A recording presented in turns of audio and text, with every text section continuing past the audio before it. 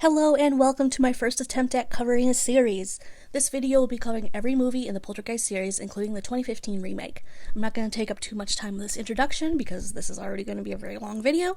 Trigger warnings for implied sexual assault, death of a real person, the murder of a real person, terminal illness, and racism. Poltergeist was released in 1982 and was directed by horror icon Tobe Hooper. He's perhaps best known for directing the Texas Chainsaw Massacre. As you can tell, this is a much different movie for him. The writers were Steven Spielberg, Michael Grais, and Mark Victor. The stars are Craig T. Nelson, Jo Beth Williams, and Heather O'Rourke. The setting is one of the most important parts of this movie. We learn at the middle point of the movie that Steven was the person that sold most of the houses in the neighborhood. Because of later movies, there's this assumption that Carol Ann is the primary motivation for the ghosts. In this movie, though, the ghosts just happen to find someone to blame for the situation they're in. So the movie really begins on the second morning that we're with the family. Now, the previous night that they believed that there was an earthquake, which, whatever.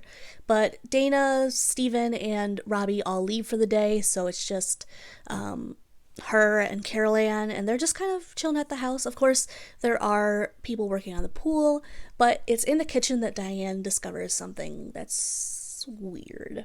When Steven comes home, Diane makes sure to demonstrate for him. She's apparently comfortable enough to place Carol Ann in that area while wearing a football helmet for safety to show how strong the supernatural power is. Diane thankfully also makes it clear that she did test it on herself before putting her toddler in this situation. Steven immediately goes next door to find out if anyone else in the neighborhood is experiencing this. The houses are all on top of one another, so it should be affecting other houses. Except it's not. These things are only happening in the Freeling household. That's why I think the spirits have placed the blame on Steven's shoulders, because they're all living above bodies, so if it was something else, one would expect for it to be a little bit more widespread.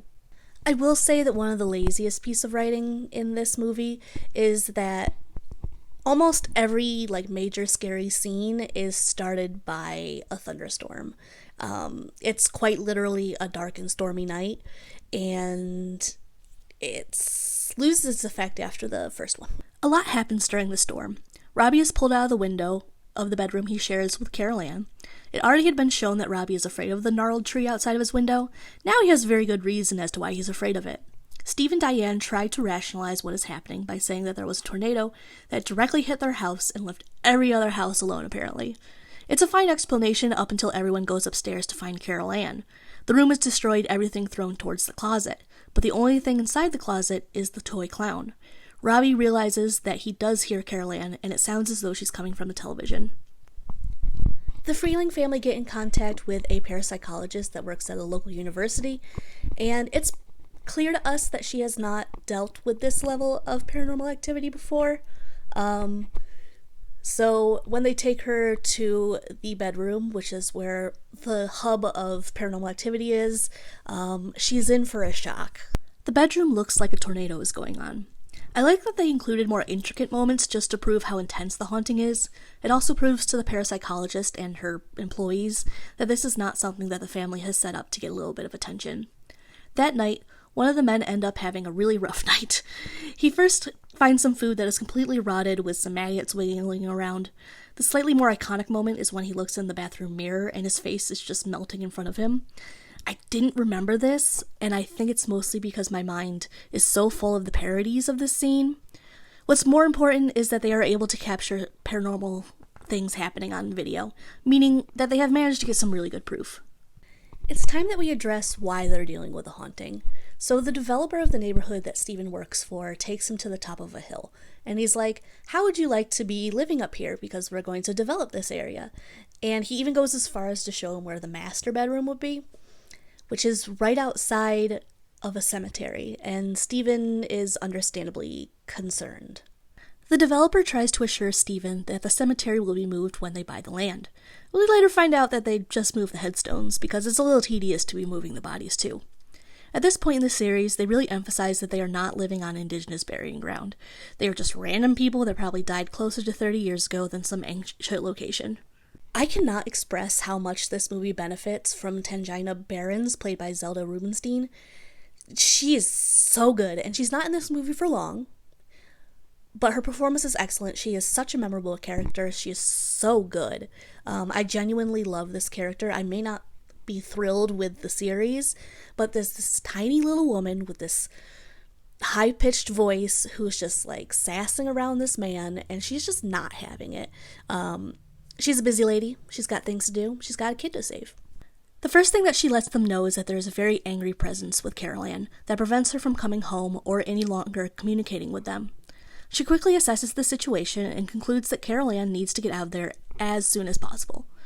Tangina originally planned to go through the portal. She gives up comically fast when Diane says that she will go inside instead. It makes total sense as to why Diane wants to go in. The logic is that Carol Ann probably wouldn't go with a stranger.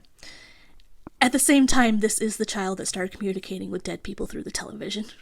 Diane goes in to save Carol Ann, and there's a very tense moment where Tangina tells them to go to the light, and Steven is apparently not aware that things can change, and he freaks out, and Carol Ann had previously been told to stay away from the light from the parapsychologist. The man is very lucky that when he decides to yank them out, that they're okay. They are cold, covered in ectoplasm, and Diane has a gray streak in her hair. But they're both alive, and mostly well. Tangina declares the house is at peace. Except it absolutely is not. We have so much time left in this movie. And I think it might be a little bit of a hot take, but I think the movie should have just ended here.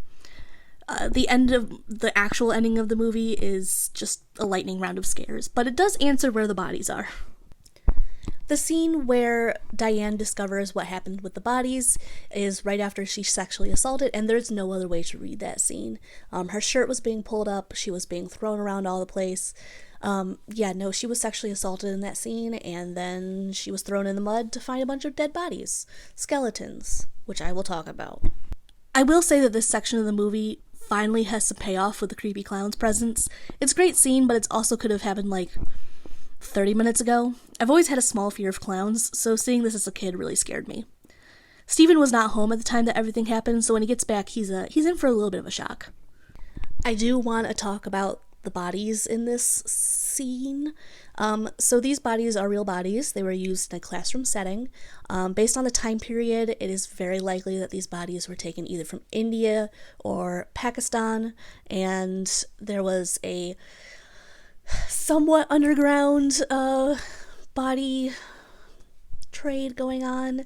A lot of the bodies that we now have in the United States or the skeletons especially, are taken from that situation. The people that had the bodies when they were alive, they did not consent to their bodies being taken, and they certainly did not consent to their bodies being used in a movie. This doesn't mean that the set was haunted, but it does mean that there was some unethical stuff going on. At this point in the movie, the family is all safe, and they are totally done with the house, which is a good thing because the house for some reason gets taken into this vortex. They go to a motel, and before anything else happens, they push the television out of the room, which is entirely fair. There are a few scary scenes. The bathroom scene and the clown are both great. A slight side note, but Zelda Rubinstein is an icon that stood behind the LGBT community during the 1980s and 1990s after losing a friend to AIDS. This has probably damaged her career, talking about something that most people want to ignore, but for that I will always think that she's the greatest. The death that started the Poltergeist curse is due to the murder of the actress that played the oldest daughter, Dominique Dunn. She was murdered by an ex-boyfriend, and he only spent 3.5 years in prison, which is bullshit. Poltergeist was a smash hit, and I don't know if anyone expected it to be, but it was. So in 1986, they decided to release a sequel, which is quite a long time when you take in consideration that 2 of the stars are children, and children tend to grow very quickly at that age. So Heather O'Rourke looks absolutely ridiculous wearing toddler gear at this point, but it's only supposed to be like, it's not that long after the last movie that this movie's taking place. Poltergeist 2, The Other Side, was directed by Brian Gibson and written by Michael Grass. The stars are pretty much all the same, with the addition of Will Sampson and Julian Beck. From the start, I regret making the comment in the last movie about Poltergeist not relying on indigenous stereotypes. I must have seen some part of this movie in the past, because this one completely knocks out the lore of the last movie. That's why we're introduced to one of Tangina's contemporaries, Taylor. Taylor is portrayed by William Sampson Jr. He is most known for his role in One Flew Over the Cuckoo's Nest, and unfortunately he passed away a year after this movie came out, and it is because he had scleroderma? meaning that he had probably been ill for a long time before being cast in the movie. Tangina is in a cave and is concerned. She had to deal with the fact that in the last movie, she had been wrong about the house being clear, especially since the family are now homeless and dealing with an insurance company that really does not have any idea what to do with their claim. I'm not sure if an act of God covers your house being transported to the realm of the dead, but let's catch up with the family.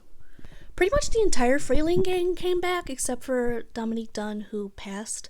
The kids came back understandably because child actors, but Craig and Joe Beth, I feel like, probably had a little bit more freedom, but they still came back, which I think is cool.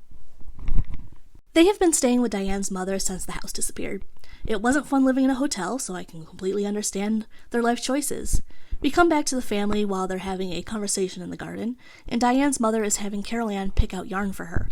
But Carol Ann is getting the colors right without looking at the yarn.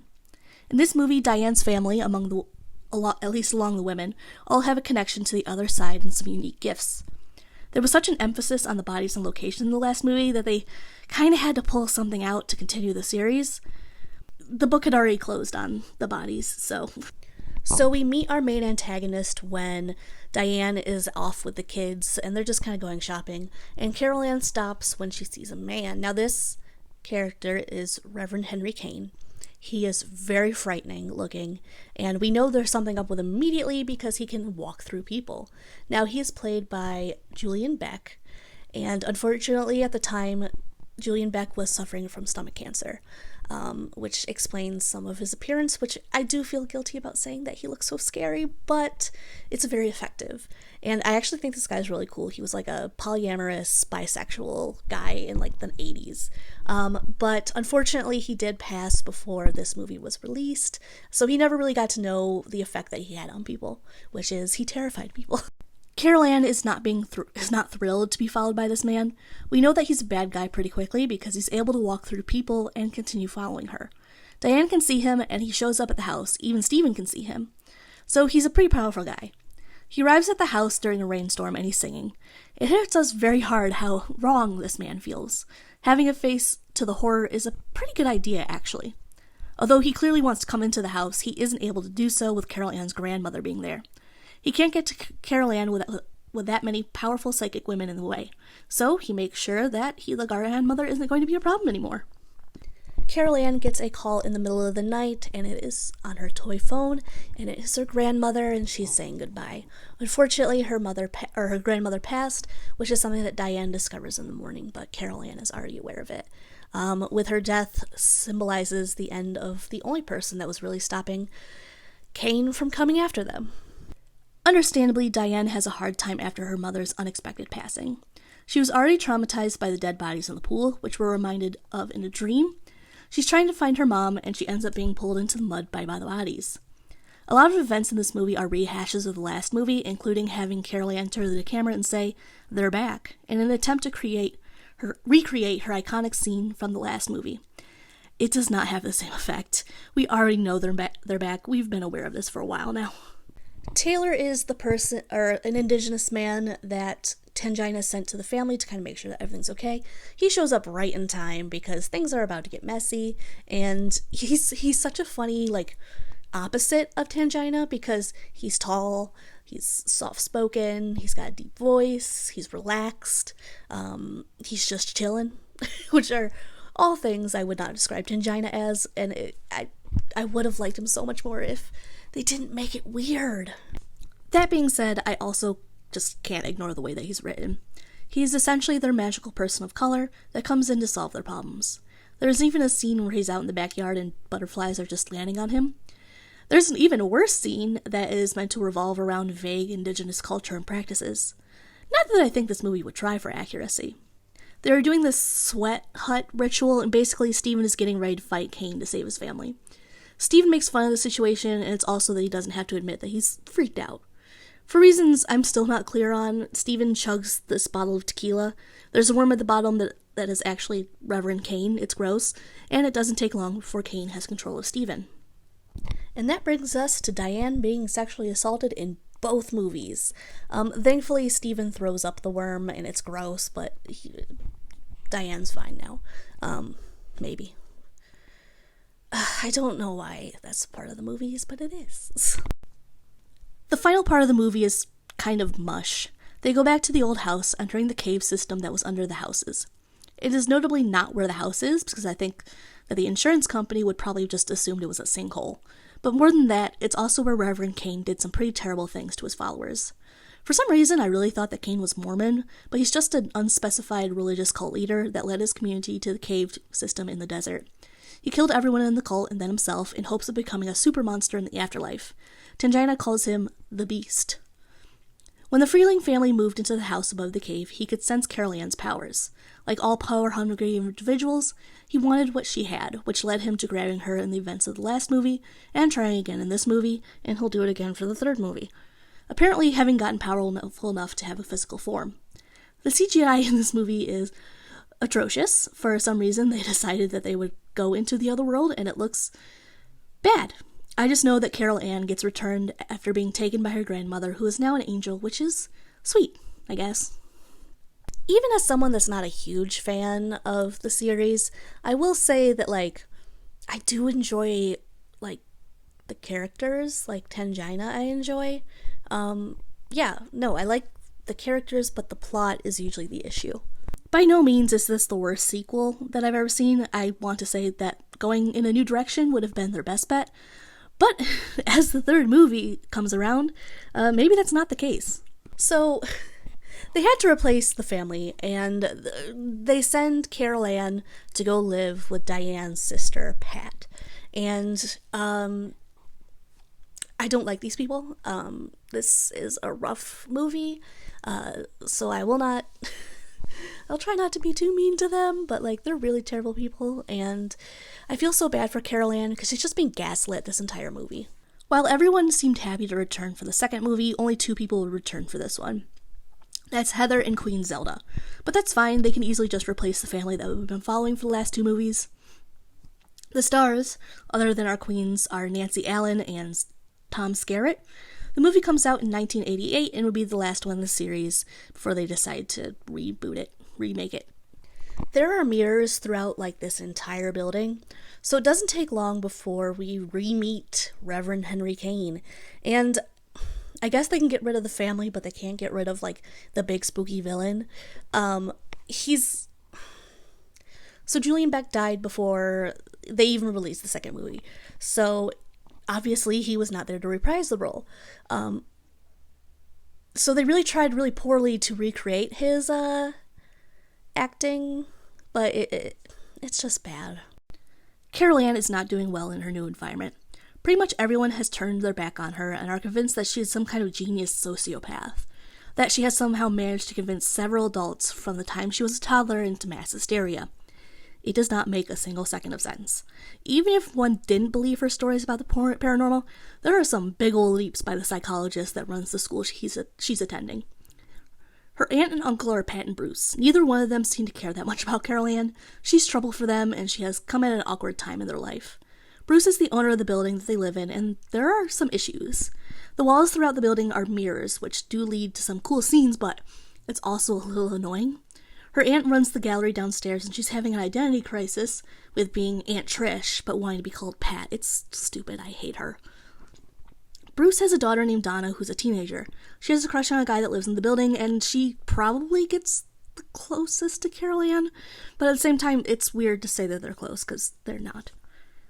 His presence increases after the school psychologist, Dr. Seaton, decides that he's going to hypnotize Carol Ann to try and break into her psyche. I really hate this character because he's annoying and he's spending so much time trying to convince us that Carol Ann is this monster and master manipulator. I don't know how this man ever ended up in this position or ever got his doctorate. But in this retreading of events, it does reconfirm that they were originally haunted because of her father's involvement in the houses being set up where they were set up. I just like being right. After she snapped out of things, she's focused on the 2-way mirror where people are listening in on the session. Carol Ann starts to panic when she sees a hand coming through the middle of the desk, grab a cup, and throw it at the mirror, which breaks. This is something that Dr. Seaton writes off in probably the worst explanation I've heard in a very long time. So the explanation that they give is that Carol Ann somehow managed to make Dr. Seaton think he saw a hand throw the mug. she made the people behind the glass think that the mug was being thrown at them, and she made one of them use her own mug to break the glass. This makes no sense. This is the stupidest thing I've ever heard in my life. For whatever reason, this movie decides to slander Steve and Diane by implying that they couldn't handle Carol Ann. It seems likely that they were trying to hide her away from Kane. The couple that we're with now complains about Diane sending her weird kid to them. They have completely fed into the things that Dr. Seaton has been saying. That being said, they have no problem leaving an apparently highly problematic and manipulative child with Donna. I will say that she at least seems to care about Carol Ann and doesn't see her as a threat. She decides to go to a party with some of her friends downstairs. Carol Ann encourages her, not having any issues with her step-cousin leaving. Not manipulatively, just because she doesn't want her cousin to resent her. Carol Ann is not having a good time. We're stuck with a terrible line, "We're back," which is said by Kane using a Carol Ann look-alike. It's an unfortunate visual that we have to see a few times in the movie. It sucks every single time, but at least it gets a little funny eventually. Dr. Seaton gets a call from Tangina that night where she's yelling at him for royally screwing up and awakening Carol Ann's abilities again, so that Kane will be able to latch onto her and begin aggressively haunting her again. He hangs up on her, convinced that somehow Carol Ann managed to manipulate him again over the phone. But Carol Ann is going to be spending the next couple of minutes running away from Kane, with his figure in every reflective surface that she passes. Good thing this is a mirror building. One of my biggest critiques of this movie is that there is a lot of showmanship and not a lot of substance. The setting looks cool with the mirrors and the shiny silver, but there isn't payoff. They just do everything they can with the mirrors, but only some of it really sticks and seems cool. Like, they took that scene in the first movie and just screwed it. So Donna and Scott go running after Carol Ann and we're seeing her on some security cameras, which leads to them being dragged into a puddle to the other world. Thankfully, we don't have to see the other world. Scott is the first one to come back, found covered in grossness when he's in the pool. We see him covered in this stuff, yet when Dr. Seaton gets there, he comes up with an excuse as to why Bruce saw what he saw. Because by the time he gets there, Scott just looks cold and wet. Carol Ann, without being in the room with them or having been seen in hours, had convinced him of something else. Thankfully, Tangina shows up and she doesn't care what Dr. Seaton has to say. Thank God, because everyone has been eating up this man's nonsense without a coherent thought. They do recognize that Taylor died, and he is symbolized by a turquoise necklace that Tangina is worrying about throughout the movie. At least, until she's unceremoniously killed, as she realizes that they are not talking to Carol Ann in the mirror. She tries to save the others and turns into this crusty corpse, a corpse that Donna is able to climb out of. It's a pretty cool scene, even if it does kill one of the best characters in the series. But we do also know that Donna is back. But that was way too easy. It turns out I had a good reason to be suspicious of her immediately. Scott and her link up, and it's clear that they're both possessed, either by Kane himself or spirits connected to him. This honestly doesn't lead to much other than making me hate the main characters. Any sympathy I had for the family was gone by this point, because Pat pretty much just suggests that they let it go. Just let her be on the other side. That's clearly where she's meant to be. Tangina had previously stated that if someone cares about you on this side, then you always have a chance from coming back from the other side. So that tells us that Carol Ann is screwed. I hate this movie so much. There are a few scenes where the couple are just weirdly nuzzling up on each other when they're supposed to be looking for their niece. Like, it's nice that they love each other, but they do not care about this child that is in a terrifying world with a monster that is trying to drag her into the light. I thought there was more of a connection between Carol Ann and Bruce, at least a better relationship than her relationship with Pat. So it feels weird that Pat is the one that ends up bringing Carol Ann back, especially considering how happy she was to just leave her. Tangina's soul comes back to actually save Carol Ann for real, making the promise that she's going to take Kane into the light. He doesn't need Carol Ann anymore. It's clear that they had no idea how they were going to end this movie. Carol Ann is out, the building gets hit by lightning, and that's it. We can all pretend that there would have been another movie if Heather O'Rourke hadn't passed, but there wouldn't have been. And unfortunately, Heather did pass from medical complications. It's one of the reasons that her face looks so round in this movie, is because she was on steroids to handle this medical complication. I think she was a very talented actress. Even though I don't like this movie, I think she was given a little bit more free reign to make Carol Ann a character, and it was good. She was doing a really good job in this movie, and I think, unfortunately, if she had lived, she would have had a very good career. The effects were bad, the ideas were bad, and the return of Kane was terrible. There was not a single moment where anything worked together to make an interesting story that one would want to spend money to watch. There was no way that they were going to bring anyone into a fourth movie, especially everyone that was interested in staying had stayed. Any heart and soul that could be attributed to the series was gone, so it made sense that if they wanted to make some Poltergeist money, they would have to start from the beginning. Out of all the remakes, especially the ones that were happening around this time period, this one's not bad. It definitely has, issues, but it's a decent remake. It keeps the essence of the previous, but it falters in one specific area. One of the things I notice about this family as we go through the getting to know them section of the movie is that they don't seem to like each other. Madison and Griffin seem to be the only ones that get along. Griffin is probably the most aware of what is happening because of this, and they're the only two that they got right in this adaptation. Their father, Eric, is not doing well. He got laid off from his job, so money is really tight. Even the house had to be reduced in price so that they could afford it, something that the realtor seemed eager to do. At the same time, he's buying expensive things for his kids that max out, I think, his 4th credit card. The mother is just kind of there, Amy. She doesn't quite have the impact on the story as the mom did in the original movie, other than being stressed that her daughter's missing. Kendra, the oldest daughter, has a little bit more to do in this movie than the daughter in the first one, but just a little bit. So the first major difference is that this family is actually moving into the neighborhood, meaning that the father has nothing to do with the development. As a matter of fact, he's unemployed. But our main focus is going to be Madison, which is this movie's Carol Ann. Madison and Griffin are playing with a door, as they have realized that if they touch the handle, then they'll have some static electricity that makes their hair stand on end. Madison tells Griffin that the lost people don't like their new home, and they want to be free. Madison does a lot of talking to Ghost, including when Griffin comes to find her and sees her pressing against the television, only to have hands on the other side of the television pressing against the screen, which I thought was a great effect and emphasized how many of them are trapped on the other side. The location of the haunting is going to be Madison's closet. From the second that she walks into the room, the door is locked, but she is also able to kind of sense something on the other side.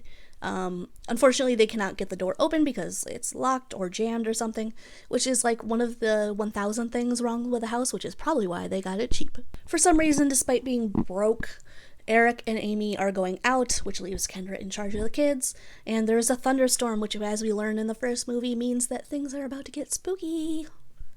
Ooh. So much happens, and I'm honestly not mad at it.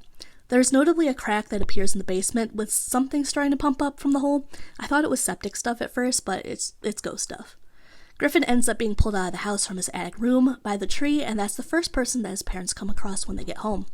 He's on the ground outside after being dropped from the tree. Kendra was locked inside a room and is understandably freaking out, and Madison is gone. Until Griffin hears her and realizes that she is talking through the television. Because Eric is a terrible father and terrible person, he's more worried that they won't be believed. Suspicion will fall on them. It's not as though I'm ever rooting for the police in any situation, but he did honestly... does he honestly think that no one's gonna notice that his daughter's missing? And the fact that he never reported it? The parents go to Arizona University to meet with a parapsychologist. She's pretty much the same as she was in the original. The only difference is that she's a lot closer, meaning that she was an ex of this movie's Tangina, who is Burke, and he's played by Jared Harris. The night that has the ghost crew is a little bit more aggressive than the original movie. Dr. Powell is just like, yeah, it seems as though you guys have a poltergeist after a chair is thrown at them. One of the guys ends up throwing up worms and dirt, which I'd rather not have to deal with. I'll hallucinate my face melting off any day. There's another guy there that is understandably very skeptical of what is happening. Horror movies always have to have this guy, and he always has to be an asshole, because you need your audience to believe what they are seeing. Griffin is clearly not a happy kid and is dealing with some stuff. Maybe telling him that he's a good actor for continuing his father's lies is not the best way to go about things. The guy does go upstairs to where the daughter went missing with a drill so he can set up a camera. It ends up accidentally creating this giant hole in the wall that he stupidly sticks his hand inside. And what you expect to happen, it does. They finally get to Maddie talking, with her mom being the primary person to encourage this conversation. That's about as far as her use goes in the movie. Maddie is scared and ends up being dragged away from whatever she's talking to them. There's something in there with her, and it's not willing to let her go. The arrival of Burke is very dramatic, and he's pretty much there to just tell the family what's going on. That's it. Yeah, he lets them know that there's bodies underneath the house, which is not as common of occurrence as he makes it sound. Kendra is set up as being a big fan of Burke. We even see her watching a show earlier in the movie. Yet, she never notices that he had a limp.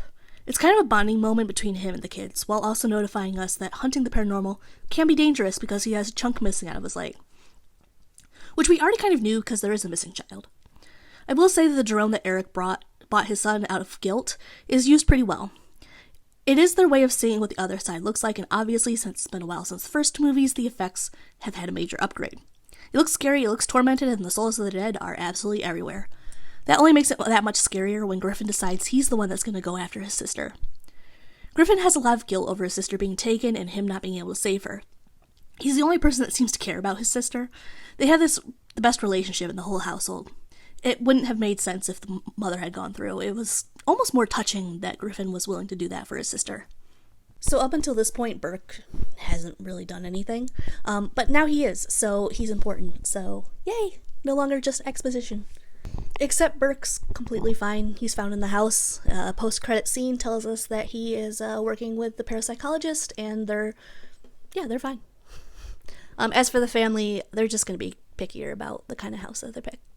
This was a passable remake. It wasn't an exact copy. It didn't really try to do anything too wild. There were some deviations that I actually really liked. Everything else was passable. My biggest qualm was that most of the characters didn't like each other. Half of the charm was the original movie was that the couple seemed to like each other and they cared about their kids. Even though Burke was kind of wasted in this, I still like the actor. What is my overall consensus of this series? There have absolutely been better paranormal movies revolving around families. But they are inspired by this movie. It's impactful and iconic, and I can never take that away from the original. I definitely have a new appreciation for the original, especially after seeing the third movie. Even with the third movie, it's still a better movie than some. The acting is pretty consistently good. The spooky stuff does have some pretty major highs, and some lows. My ranking would have to be original Poltergeist, Poltergeist 2, Poltergeist remake, and then way at the bottom, Poltergeist 3. Thank you guys so much for watching. I hope you enjoyed this video. It is my first time doing a series, so it might be a little messy, but hopefully in the future I'll have everything figured out. On the screen, you can follow me on Twitter or TikTok, and if you would so like to, you could throw me a couple $1 on Ko-fi. I would appreciate it. Thank you guys so much for watching. My next video will be up next week, and it will be Mama.